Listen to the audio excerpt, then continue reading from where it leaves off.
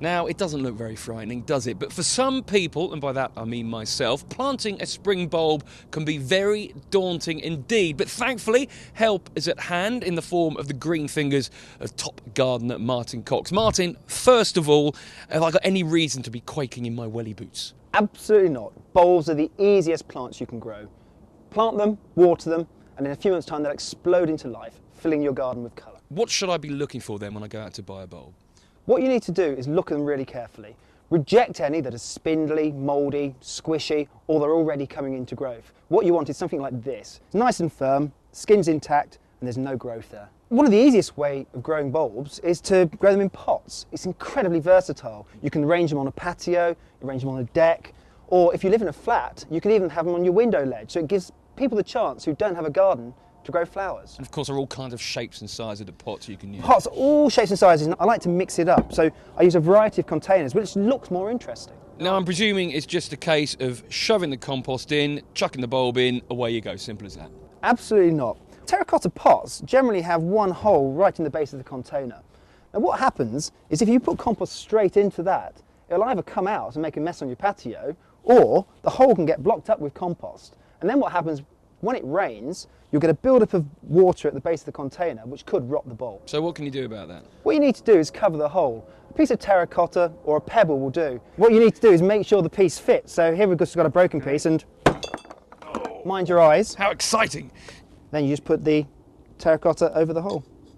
From here on in, we fill it with compost. Okay, let's do it.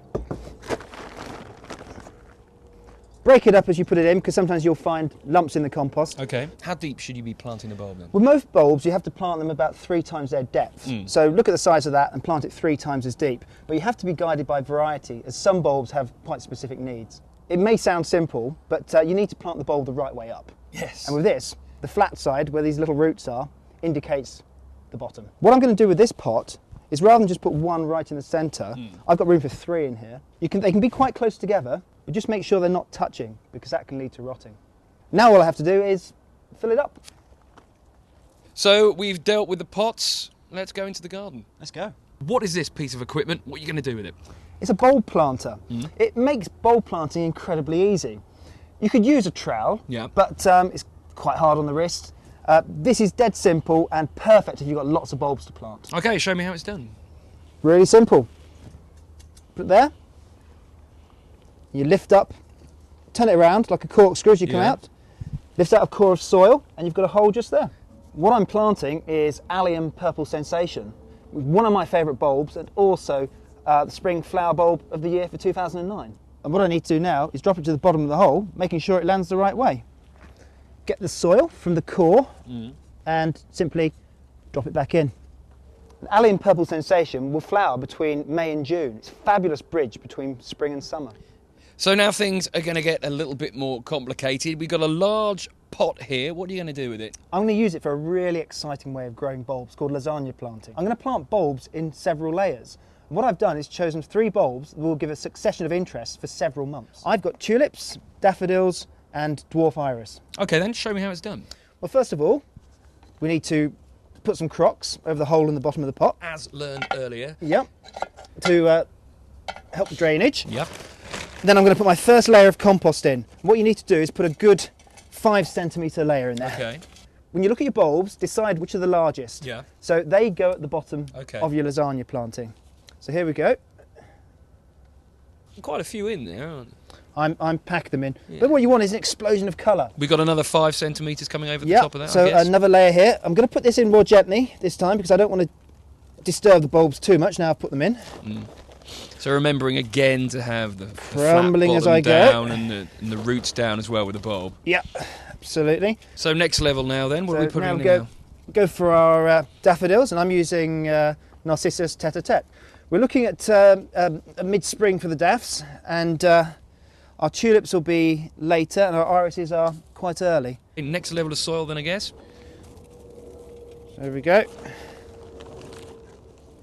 And then we're going to finish up with our smallest bulbs, which are these fabulous little irises, Iris reticulata. So I guess we put another layer of Final compost layer. on top of that, Yep. and we're ready to go. And finish off. Lovely. Now, There we moving go. across, I can't help but notice this incredibly strange kind of rocket-like monstrosity you have here. What are you going to do with this? I think it looks more like a witch's hat from a distance, actually. I've taken an ornamental obelisk, quite a short one. You don't want to end up with anything too tall because that's going to be quite difficult to plant up. But what I've done is covered about half of it with plant support netting, which I've held in place with garden twine. I've then filled in with compost from the top, and once I got to about here, I then put another piece of plant support netting here, tied it into place with twine and filled from the top with compost, packing it down as I go to make sure it's quite firm so it's not falling out the holes. What kind of effect are you going to get? Well, you know grape hyacinths? Yeah. A single grape hyacinth look like Marge Simpson's hairdo. This is going to be the ultimate Marge Simpson hairdo. Make a hole, as such. Yeah. Push in your bulb, and then cover it over. You might need to steal a bit of compost, but... So when are we actually going to see some results? Well, hopefully in a few weeks you'll start to see the bulbs sprout from the compost, which is a good indicator that it's going to be a successful pyramid. But by mid-spring this should be in full bloom. Lovely. Now we've reached then the end of our gardening day. What do we do now? Well, I think we've been out here for quite a long time, so let's go and put our feet up and have a cup of coffee. Rock and roll.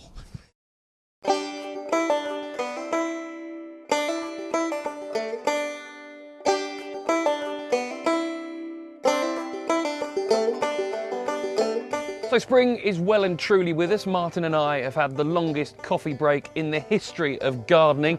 And Martyn, everything's looking pretty good. It's looking great, isn't it?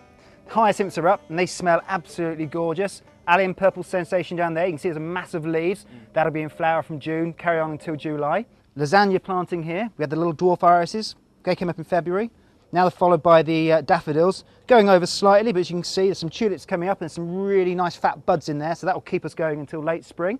And then we've got Marge Simpson here, the Tower of Blue Mascari. And that could look even better next year. Yeah, I'm hoping the bulbs will spread and it'll be absolutely smothered in blue flowers. Well, Martyn, thank you very much. And I must be honest, I think I now have the confidence to try and recreate Marge Simpson's haircut in my back garden, which is something I never thought I'd say. I think that's great. Go for it.